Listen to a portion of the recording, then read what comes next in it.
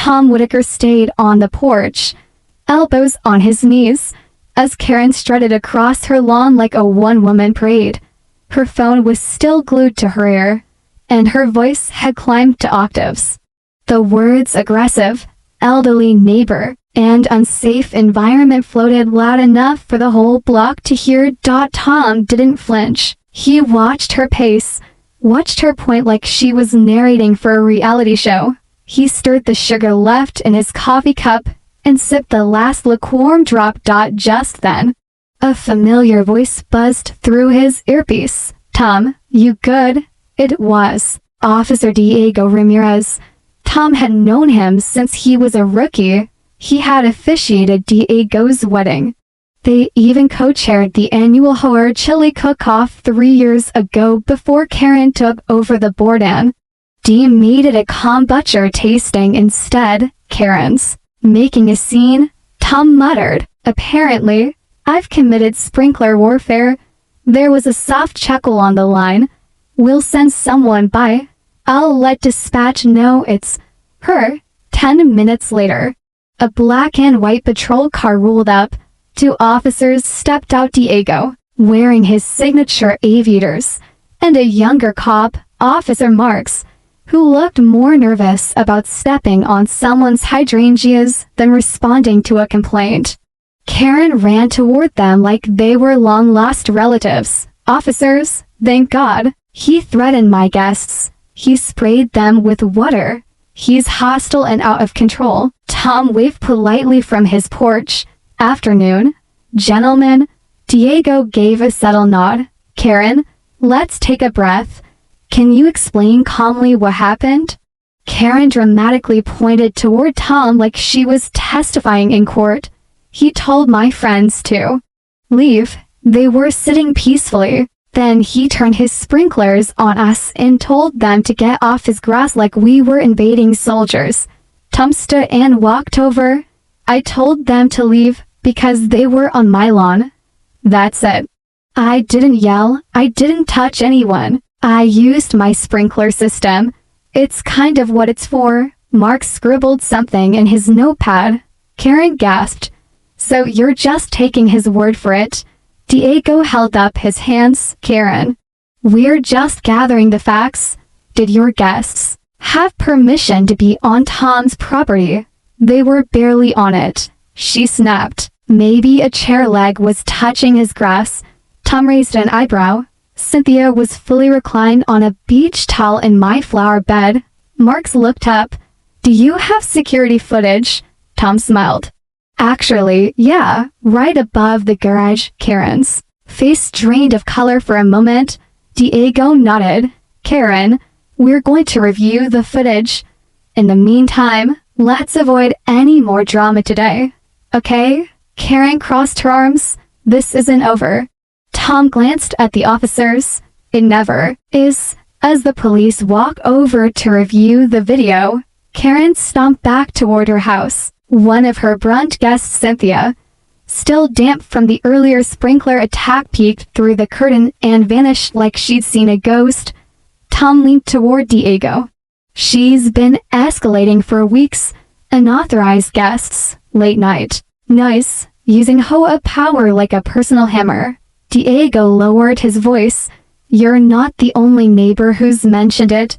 She's got half the street ticked off." Tom nodded.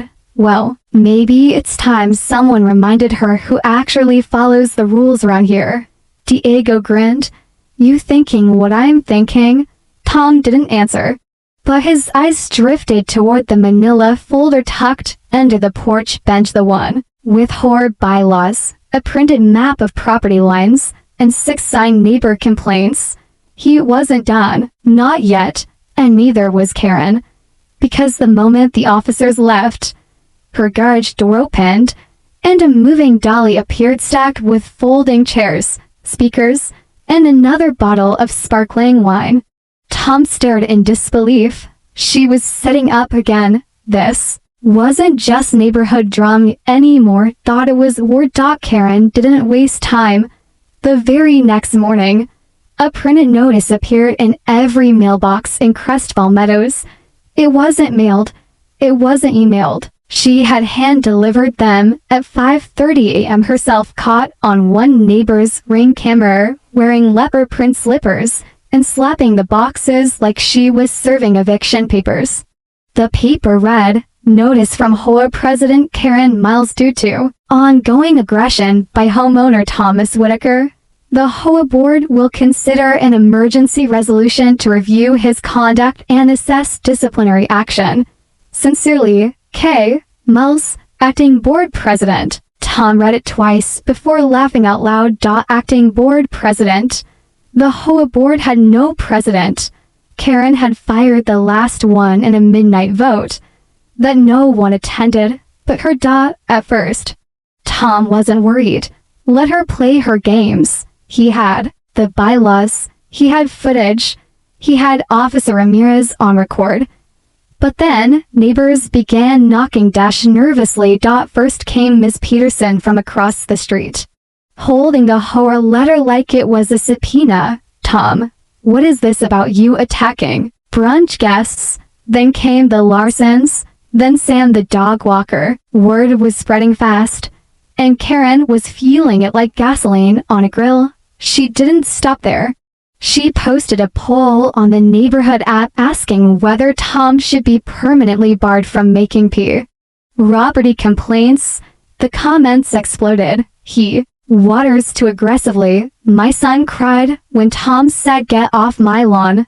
"He doesn't even come to the cookie socials." By noon, Tom's peaceful reputation had been sliced into internet confetti. That afternoon, he found Karen strolling the sidewalk with a clipboard, stopping at door after door. "Just taking a quick neighborhood climate survey," she chirped to Mrs. Doherty. "Would you feel safer if we had a stricter noise and guest conduct policy for certain individuals?" Tom watched from his porch, arms crossed, no words spoken. He knew her type. Bullies didn't come in leather jackets anymore. They came with flyers, next-door logins, and just enough fake authority to intimidate their board. By 5 p.m., Tom decided it was time. He went to his garage, pulled the manila folder from the locked cabinet, and opened it at his kitchen table. Inside, a certified copy of the HOA bylaws, a highlighted map of lot lines proving Karen's brunch chairs had been a full 7 feet onto his grass. A signed neighborhood petition from earlier that year requesting Karen be removed from the HOA board after she fined a single dad $150 for hanging superhero curtains in his son's window, and most importantly, a printed screenshot of the HOA's official website, where Karen's name was nowhere on the leadership list. She had no legal position, no voting rights, no authority. Tom took a deep breath, stood, and made a call, not to the police this time. To Marcia Holloway, the original HOA chairwoman, who moved to Florida, but still monitored the bylaws like a hawk. "Marcia," he said, "it's time." Meanwhile, Karen's evening tour continued. Her guests had returned, this time with theme shirts that said "Brunch Lives Matter" and plastic flamingos they stuck on her lawn to protest her SS discrimination. One of them had a ukulele. Another danced barefoot on the sidewalk while Karen live-streamed it to her 20 followers. Tom recorded the whole thing that night. As the flamingos glowed, under garden lights, and laughter spilled from Karen's yard, Tom opened his laptop and drafted a formal complaint. It had footnotes, video evidence, timestamps, and neighbor statements attached. And then he hit send. To the entire board. To Marcia. To the local HOA oversight rep. And to Karen. Subject line: petition to review and remove self-appointed HOA authority. Urgent response requested. The fuse had been lit. And Karen, she had no idea the real show was about to start. Karen barely slept. She was too busy scrolling through reactions on the neighborhood app, reposting her own post every 90 minutes to keep it trending. She'd even designed a new banner image for the HOA's Facebook page, one that included a generic picture of a smiling woman, definitely not her, shaking hands with a police officer. Meanwhile, Tom slept like a log. Because, well, Karen Chase likes, he had quietly CC'd the one woman who could legally end her rampage, Marsha Holloway, the HOA's original founder, who had moved to Naples, Florida, but still had signing authority thanks to her lifetime board clause. The next morning, a new email dropped into the inboxes of all homeowners. From Marsha Holloway Subact, unauthorized tour activity and emergency meeting scheduled. Let him sip high coffee as he read. Karen nearly dropped her mimosa. The message was short and direct. To all Crystal Meadows residents, it has come to my attention that unauthorized notices have been distributed by an individual not listed on the active HOA board. These actions are in violation of bylaws for BN7C. An emergency homeowner meeting will take place Saturday at 10 a.m. at the community center to address this breach of authority. Respectfully, Marsha Holloway, HOA founder emeritus. The afternoon, Karen doubled down. She printed her own rebuttal in bold red font. The flyer read, "Fake news from Florida. This neighborhood needs real leadership. Come to my meeting on Saturday, same time, same place, and hear the truth." She didn't bother booking the space. She just assumed if she got there first, she could hijack the event. After all, that was her whole leadership style. Bold as first, spell check later. But the community was changing. People had watched the flamingo protest. They saw the ukulele guy making TikToks from Tom's flower beds. And then there was the incident with Mr. Nguyen's mailbox, the one Karen accidentally backed into last week, and then fined him for placing it too close to the curb. The stories were adding up. And so were the quiet conversations. On Friday evening, Tom got an unexpected visit from someone he barely knew. Nadia Callahan, a mother of two who lived 3 houses down and usually kept to herself. She stood on his porch, holding a casserole dish and a serious expression. "Tom," she said, "we've got your back." Tom blinked. "Sorry." She handed him the dish. "Chicken Florentine. My grandma's recipe." "We're all sick of Karen's power tripping. You're the first person to stand up to her. If this meeting happens, we'll be there." Tom looked down at the casserole, then back at her. "You sure you want to get involved?" Nadia smiled. "Karen banned my daughter's lemonade stand for not having a merchant's permit. I've been ready." One by one that night, neighbors began checking in. The Larsons brought folding chairs. Sam the dog walker offered to help set up AV equipment at the community center. Even Mr. Bellamy, the retired school principal who hadn't been seen since the 4th of July picnic Karen canceled last year, walked over to say, "If this becomes a vote, you've got mine." Word traveled faster than Karen's flyers, but Karen still thought she was winning. That night, she posted a video from her back patio. It showed her holding a clipboard, speaking to her phone with a confident smirk. "This Saturday, we're going to expose the toxic behavior happening in our neighborhood. Come hear the truth. I've got documents, I've got facts, and I've got support." Tom watched it twice. Then he clicked save, because on the table in front of him wasn't just a casserole. It was a folder. And inside that folder was Karen's original application to the HOA board, signed by only herself and time-stamped 3 months after the last legal board election. That form had never been approved, which meant everything Karen had done in the past year, fines, restrictions, even vote announcements, was built on a fantasy. And by Saturday morning, the neighborhood was about to wake up. Saturday morning dawned bright and tense in Crystal Meadows. Tom arrived at the community center at 9:15 a.m. with a thermos of coffee, a flash drive of video clips, and a manila folder tucked under his arm. He didn't speak much as he helped set up chairs and unroll the projector screen. He didn't need to, because by 9:30, neighbors were pouring in. Sam the dog walker brought donuts. The Larsons passed out name tags. Even the Dohertys, who hadn't left their house since the horror removed their bird bath due to mosquito concerns, shuffled in with folding stools and thermoses of tea. Tom looked around the room and noticed something striking. They weren't here for gossip. They were here for resolution. At 9:55 a.m., the room fell quiet. The glass doors creaked open and in walked Karen.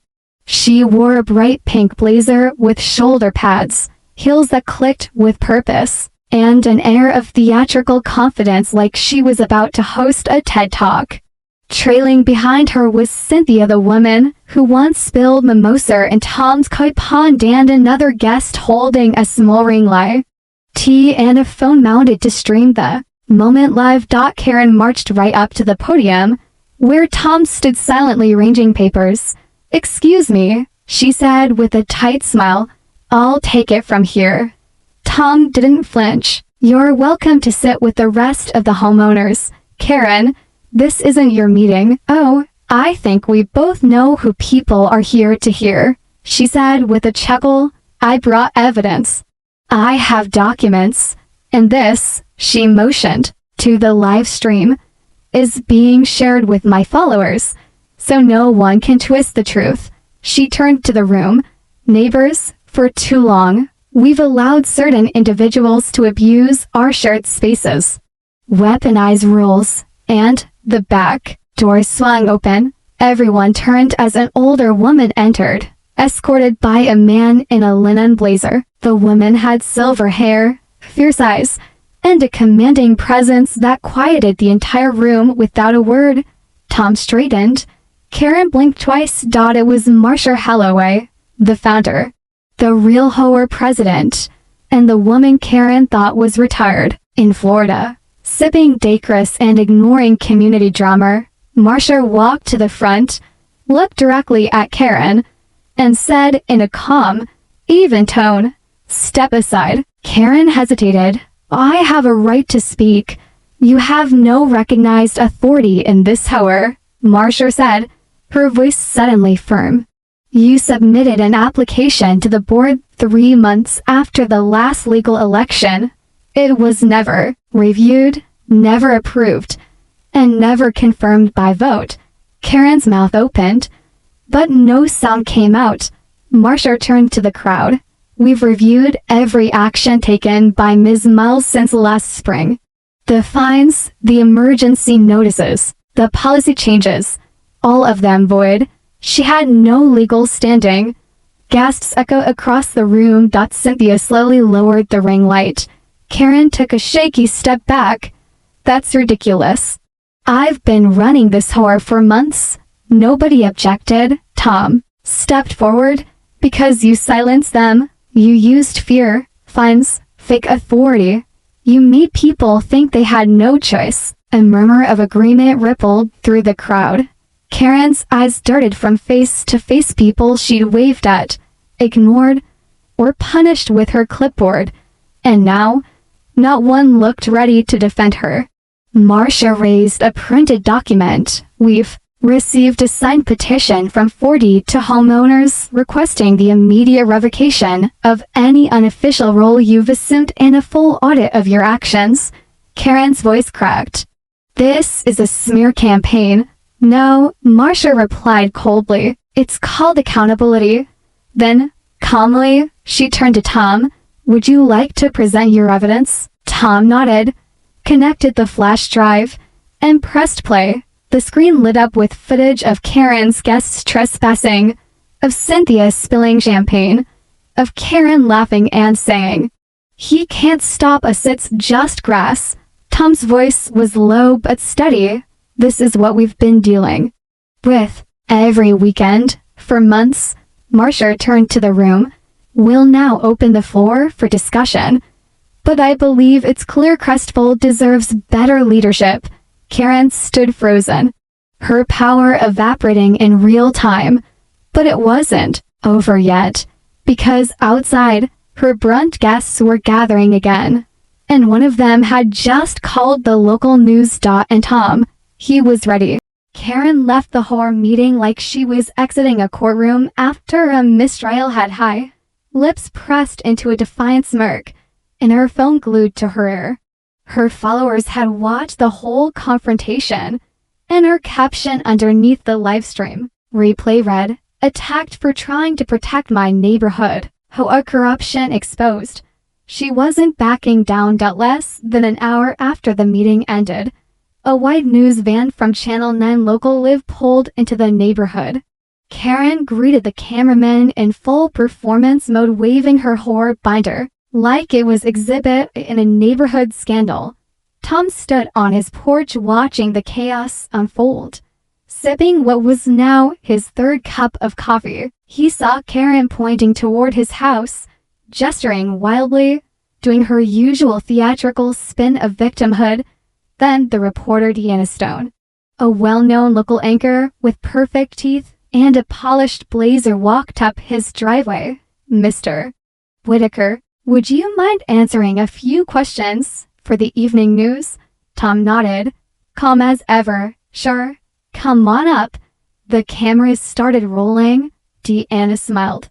"We're here following reports of an alleged abuse of HOA power and a neighborhood feud involving property lines and police intervention. What can you tell us?" Tom handed her a printed copy of the HOAS bylaws and a flash drive. "I'd suggest starting with this. There's footage, documents, and a letter from the HOAS founder confirming everything Ms. Myles did was unauthorized." Deanna raised an eyebrow. "So she wasn't president at all?" "Never was," Tom said. "She just acted like she was, and when people questioned it, she fined them into silence." From across the street, Karen yelled, "You're twisting the narrative. I was voted in by popular support." Tom didn't flinch. "She printed a ballot with her name on it and voted for herself." "That's not democracy, that's theater." Few neighbors chuckled from their porches. One slow clapped. Deanna glanced at her cameraman and gave a quick nod to keep rolling. "Is it true she called the police on you for turning on your sprinklers?" Tom smiled. "She brought unauthorized guests onto my lawn. I politely asked them to leave. When they didn't, I turned on the sprinklers. It's not assault. It's called watering your yard." More laughter trickled in. Karen stormed across the street toward the camera crew. "I want my side recorded too. I've been targeted, harassed, and publicly humiliated."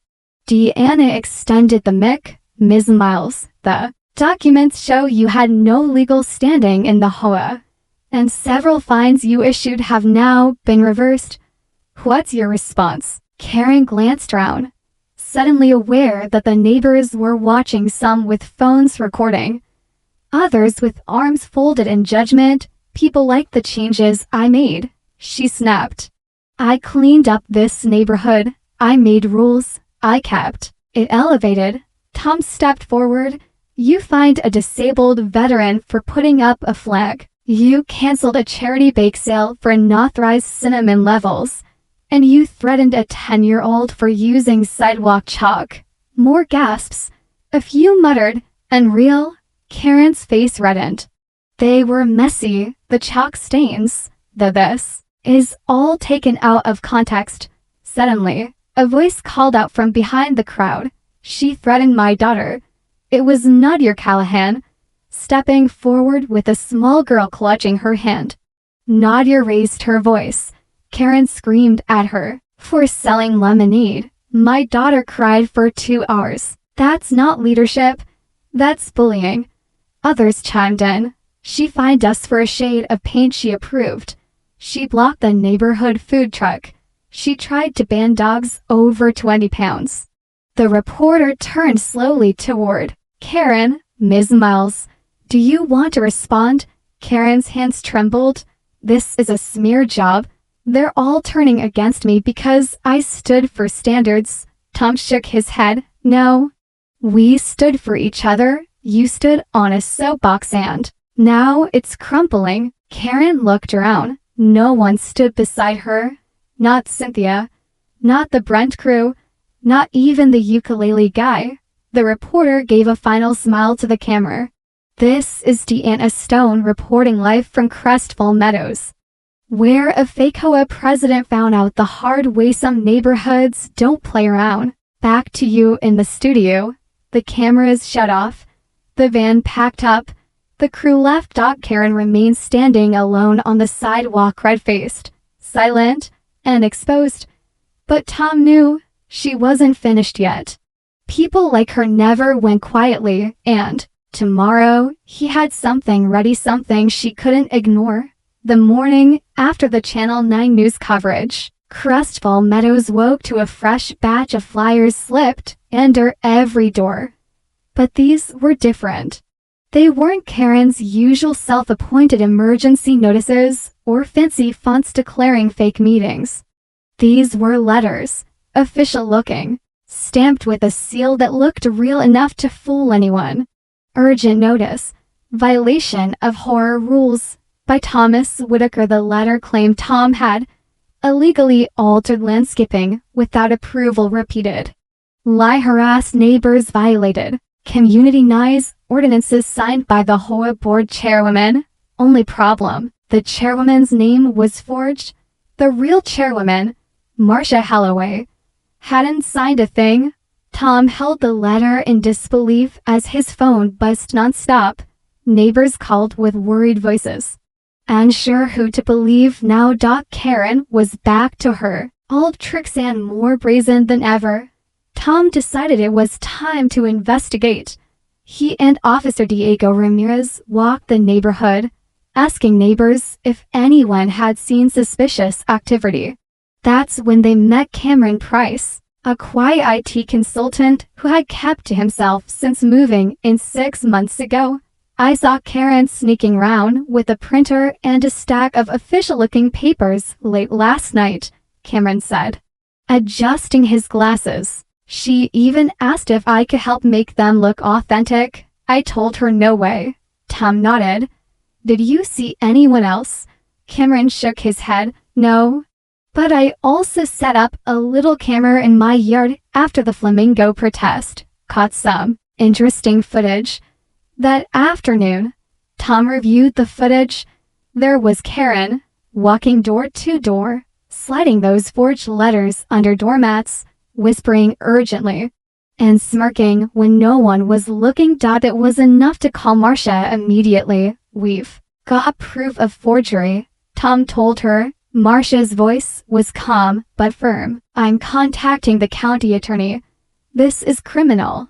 Meanwhile, Karen's desperation grew. She showed up at Tom's house with a glossy brochure and a basket of baked goods.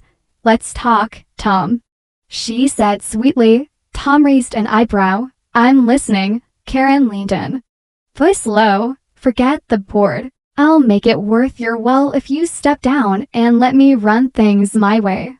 Tom laughed softly. I'm not interested in bribes, she sighed, eyes darting nervously. No one else will stand up to me. Tom stood tall. More people than you think. You just haven't been paying attention. At that moment, Nadia and the Larsons appeared on the porch with fresh pies and supportive smiles. Karen's smile faltered. Tom looked Karen straight in the eye. You crossed a line, Karen, and this neighborhood isn't yours to control. Karen's phone buzzed furiously. It was a text from her supporters, neighbors who had seen the forged letters, who were angry now and who wanted no part of her lies. She realized the tide was turning fast. The real power wasn't in forged papers or loud voices. It was in a community that refused to be bullied. And Tom, he was leading the charge. Tom had always suspected Karen's guests were more like guests of convenience, people who came and went, drawn by the chaos she stirred rather than loyalty. But what he didn't expect was the fracture forming right under Karen's own roof. It started with Cynthia.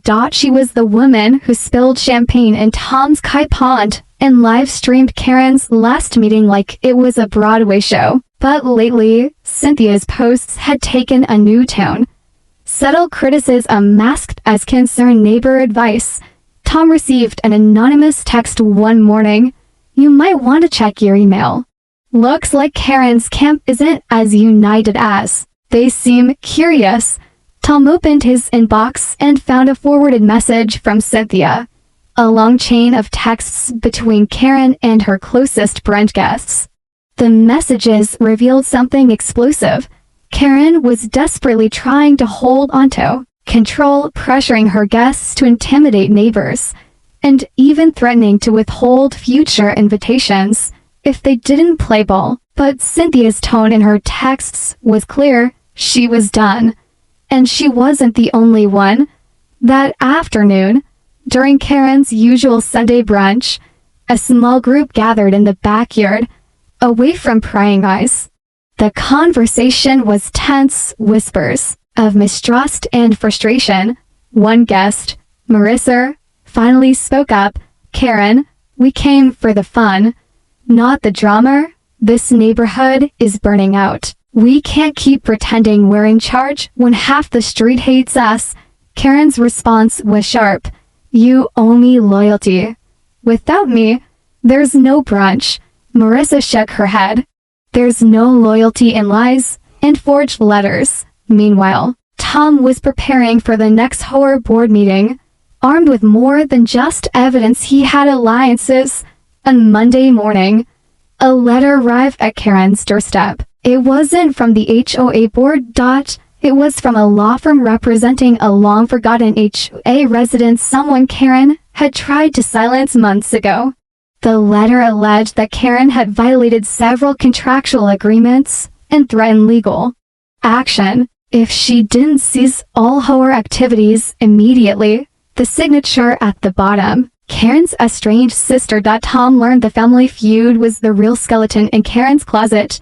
Apparently, Karen's sister had lived quietly nearby, watching the neighborhood spiral, and decided it was time to step in. That same evening, Tom's phone buzzed with a new message. It was from Cynthia. "Meet me at the community center. I have something you need to see." Tom arrived just as Cynthia was unlocking the doors. She handed him a USB drive. "This is a recording from one of Karen's private meetings," she said quietly. "She talks about how to manipulate the horror rules, how to pressure the neighbors, even how to forge documents." Tom plugged the drive into his laptop. The recording was chilling. Karen's voice echoed through the speakers. "If they won't follow me, we make the rules so confusing they give up. We file fake complaints. We use fear." Tom's jaw clenched. Cynthia looked at him. "She's lost it. But now we have proof, with new evidence and the fracturing of Karen's own camp." The neighborhood began to rally stronger than ever. The final board vote was looming. And Karen's empire was crumbling. Saturday arrived again, but this time the atmosphere in Crestfall Meadows felt different, heavier, charged, like the whole neighborhood was holding its breath. The community center doors opened at 9 a.m. sharp. Tom arrived early, carrying the evidence folder thicker than ever, and took a deep breath as familiar faces gathered around.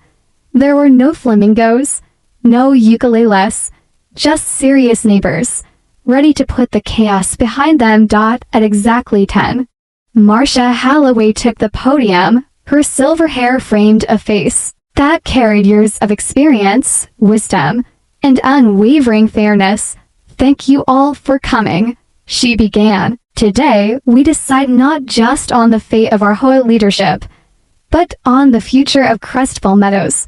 She gestured to Karen, who sat stiffly near the back, eyes flicking nervously across the room. The meeting moved swiftly. Tom presented the new evidence, the forged letters, the threatening emails, the audio recordings where Karen openly admitted to manipulating neighbors and the rules. Karen tried to interrupt. Twice. Once, she shouted. "This is a witch hunt." Marcia raised a hand. "Order, please." When the floor opened for discussion, the neighbors didn't hesitate. One by one, voices rose, stories of fines, harassment, and fear. Bellamy recalled how Karen banned the neighborhood picnic because of liability concerns. Nadia spoke about the lemonade stand crackdown.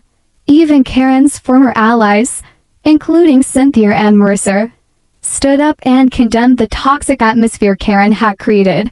When the voting began, tension thickened, hands raised, first tentative, then firm. Karen's fate was sealed with a unanimous vote. She was removed from all HOA roles, banned from board meetings for 1 year, and fined for falsifying documents. Karen sat frozen, the room buzzing around her. Then came the final surprise. Marcia looked over the crowd and smiled softly. "We're not here to just punish, we're here to rebuild." She announced that Tom Whitaker had been unanimously nominated to fill the vacant HOA presidency. Tom shook his head, overwhelmed. "I'm just your neighbor," he said. "No," Marcia replied. "You're the steady hand we need." As Tom accepted, the room erupted in applause. But just as everyone began to breathe easier, Marcia pulled out one last envelope. "This arrived this morning," she said, handing it to Tom. He opened it slowly. Inside was a letter from the county prosecutor's office. It read, "Following your complaint and submitted evidence, an investigation into Ms. Myles' activities has been launched. Further legal action is pending." Gasps echoed. Karen's eyes widened. The final blow. As she was escorted quietly out by a community officer, Tom caught a glimpse of a flash, someone snapping a photo. Karen's story was now public. But this time, the neighborhood had won. Weeks later, Crestful Meadows returned to normal. The picnics came back. The lemonade stands reopened. Tom's garden bloomed like never before. And Karen, she was never seen hosting a brunch again. Because some battles aren't just about lawns or loud guests. They're about standing up quietly, firmly for what's right.